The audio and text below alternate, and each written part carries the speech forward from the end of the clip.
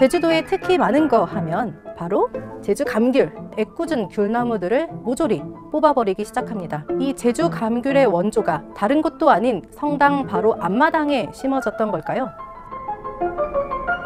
그것도 가톨릭이었어? 가가. 여러분 혼자 없어예.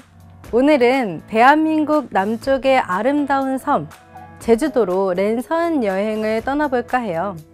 푸른 바다가 눈앞에 가득 펼쳐지는 제주도, 생각만 해도 설레지 않나요? 흔히 제주도를 삼다도라고도 부르잖아요. 돌, 바람, 여자 세 가지가 많아서 생긴 별칭인데요. 제주도에 특히 많은 거 하면 이것도 빼놓을 수 없을 겁니다. 바로 제주 감귤.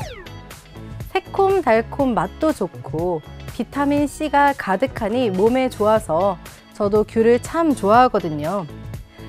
그런데 제주를 상징하는 특산물 귤이 바로 가톨릭에서 시작되었다는 사실 알고 계셨나요? 그것도 가톨릭에서 시작된 거였어? 가가? 저는 최수지 세라피나 수녀고요. 오늘의 이야기 감귤도 가가 시작합니다.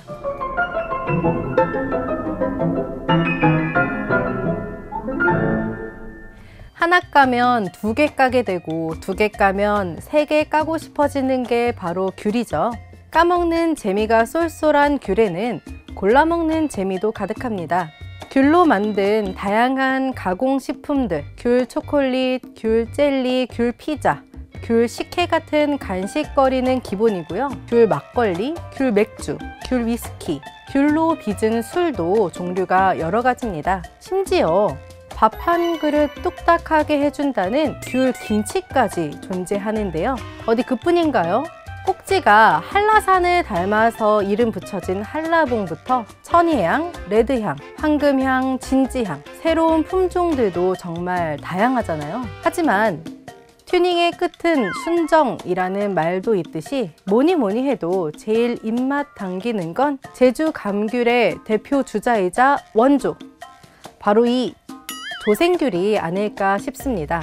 조생귤은 온주밀감이라는 감귤류 재배종 중 하나에 속하는데요. 그런데 이 온주밀감 나무, 제주도에 최초로 심어지고 재배된 장소가 100여 년 전 서귀포에 있었던 홍로성당 앞마당이었다는 사실 알고 계셨나요? 옛 홍로성당은 현재 한국순교복자 성직수도회의 피정센터인 면영의 집으로 남아있는데요. 지난 2019년까지만 해도 이 면영의 집 앞에는 제주 최초로 심어진 귤나무가 그대로 살아있었고요. 무려 108년 동안 귤 열매를 맺었다고 합니다. 그러다 결국 고사한 이후에는 그 고사목이 지금까지도 면영의 집 성당 안에 보존되고 있어요. 도대체 어떤 깊은 관계가 있길래 이 제주 감귤의 원조가 다른 곳도 아닌 성당 바로 앞마당에 심어졌던 걸까요? 이야기는 1902년 엄태기라는 이름을 가진 신부님이 제주 서귀포 교구에 부임하면서부터 시작됩니다. 사실 엄태기 신부의 본명은 따로 있었는데요. 바로 에밀 타케.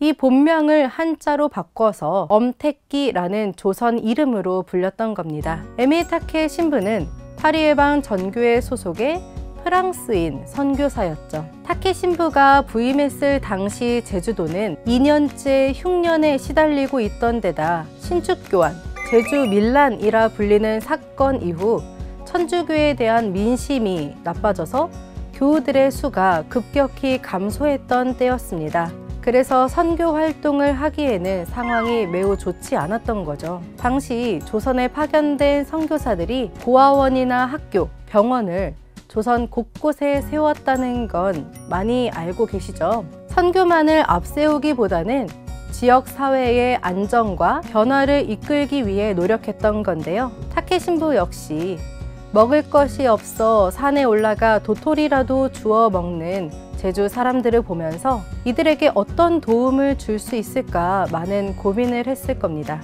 그래서 타케 신부가 주목했던 건 바로 제주도 천혜의 자연 환경에서 자라고 있는 토종 식물들이었습니다. 갑자기 웬 식물이냐 싶으시겠지만 놀랍게도 타케 신부는 제주도 식물들의 매력에 아주 푹 빠져버렸습니다. 요즘 말로 하면 식덕, 식물 덕후에 입문하게 된 거죠. 타케 신부의 덕후력이 얼마나 대단했냐면요. 제주에 부임해 있는 13년 동안 한라산 일대를 돌아다니면서 무려 7천여 점의 식물을 수집한 뒤 그 표본을 만들어서 미국 하버드대, 영국 왕립식물원, 프랑스 자연사박물관, 일본 도쿄대 등 세계 곳곳에 보낼 정도였습니다. 말 그대로 열혈 덕후였던 건데요. 제주 토종 식물들에 대한 열정은 타케 신부가 당시 조선 교구장이었던 윗대 주교에게 보낸 서한에도 잘 드러나 있습니다.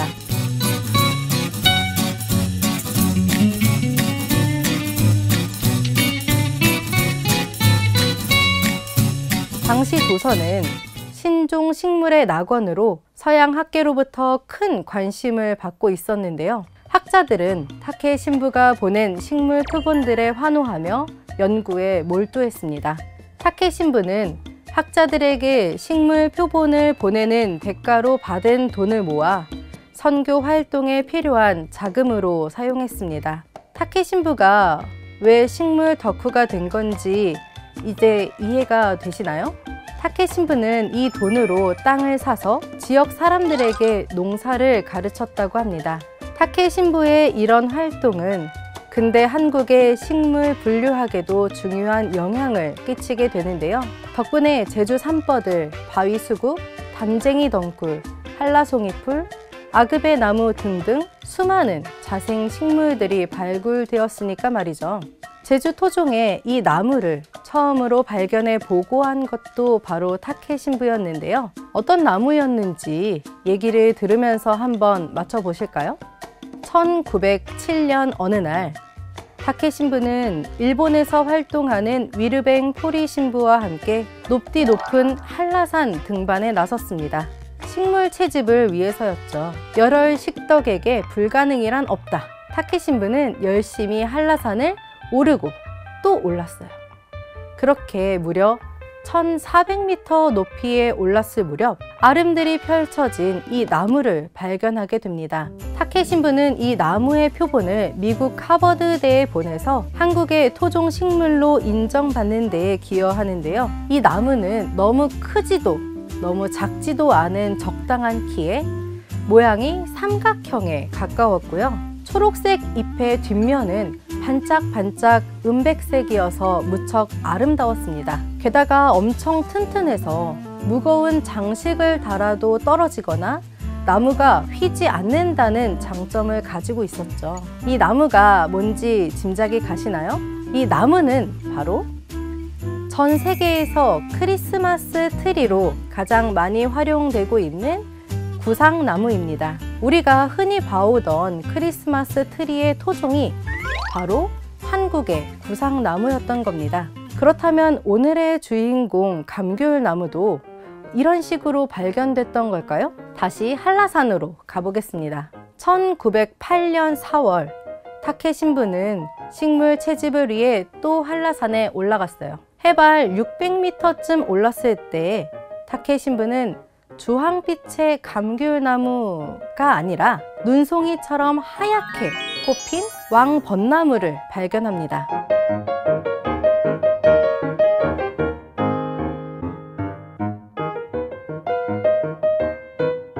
타케 신부는 이번에도 왕벚나무의 표본을 만들었고요. 이번엔 독일 베를린 대학에 그 표본을 보냈습니다. 이후 베를린 대학의 식물학자 쾌네 박사는 제주도가 왕벚나무의 자생지라는 걸 최초로 밝혀냈죠. 제주도 왕벚나무는 일본의 왕벚나무와 오랫동안 원조 논쟁을 벌여왔잖아요. 결국 두 나무는 각각 다른 종인 것으로 몇 년 전 결론이 났는데요. 논쟁의 종지부가 찍히기 전까지 우리나라가 왕벚나무는 제주도가 원산지다 하고 당당하게 주장할 수 있었던 데는 타케 신부의 역할이 매우 컸다고 볼 수 있습니다. 타케 신부는 제주 왕벚나무의 아름다움에 흠뻑 빠져버렸습니다.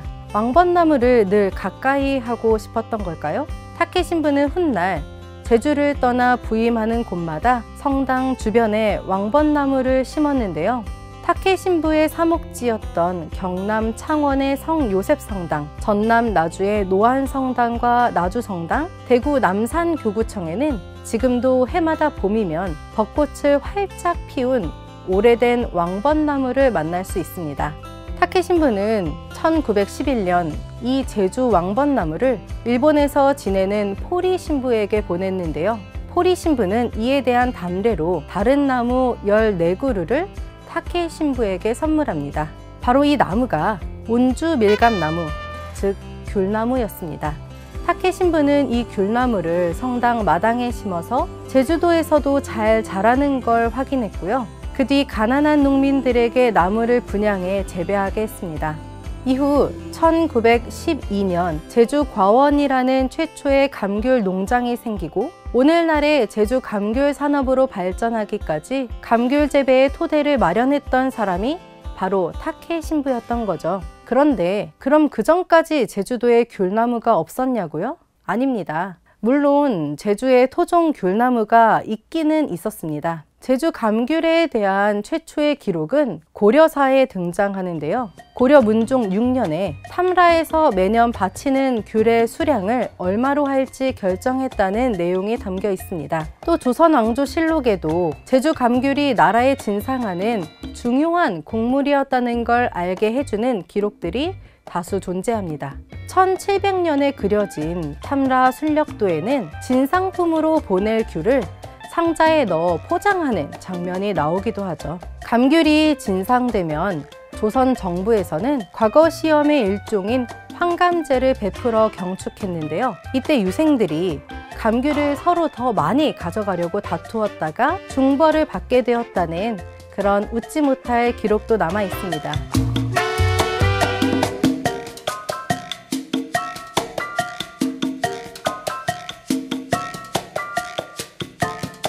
하지만 귀한 진상품으로 여겨지다 보니 백성들은 힘들게 농사지어 얻은 귤을 먹지도 팔지도 못하고 전부 다 나라에 바쳐야 했습니다. 관리들은 집마다 귤나무가 몇 그루 있는지는 물론 귤나무에 열매가 몇 개가 맺혔는지까지 세워두었다고 해요. 농사를 짓다 보면 나무가 병들기도 하고 바람에 열매가 떨어지기도 하잖아요. 그런데도 관리가 애초에 세워둔 만큼의 귤을 수확하지 못하면 관아에 끌려가 심한 매질을 당하거나 그만큼 벌금을 내서 충당해야 했습니다. 백성들에게 귤나무는 열매가 아니라 고통만 주는 나무였던 거죠. 상황이 이러하니 누가 귤농사를 지으려고 했겠습니까? 결국 제주의 백성들은 집과 밭에 있던 애꿎은 귤나무들을 모조리 뽑아버리기 시작합니다. 나무에 구멍을 뚫고 고춧가루나 후추, 끓는 물을 부어서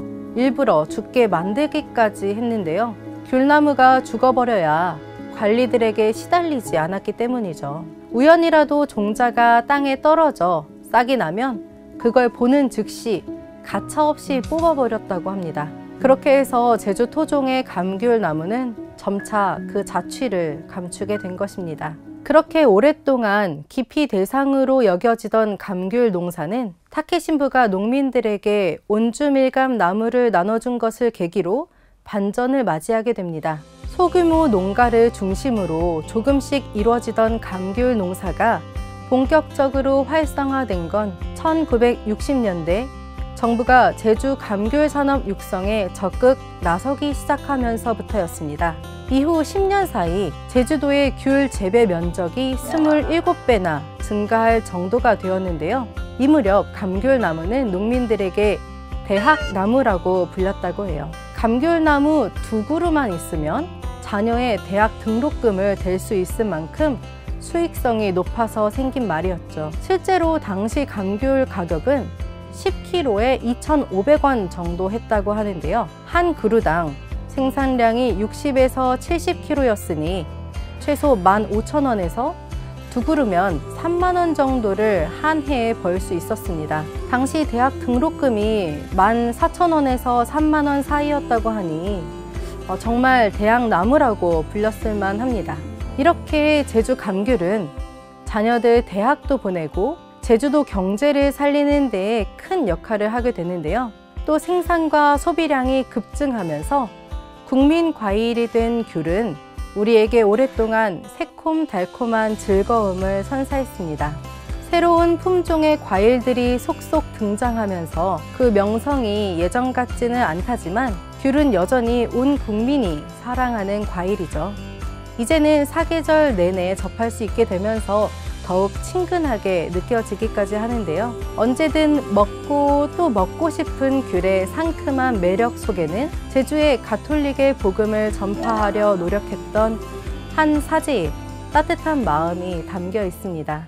제주 감귤도 가가, 오늘 이야기 어떠셨나요? 저는 다음 시간에도 재밌는 갸가 가가 스토리 가지고 오겠습니다.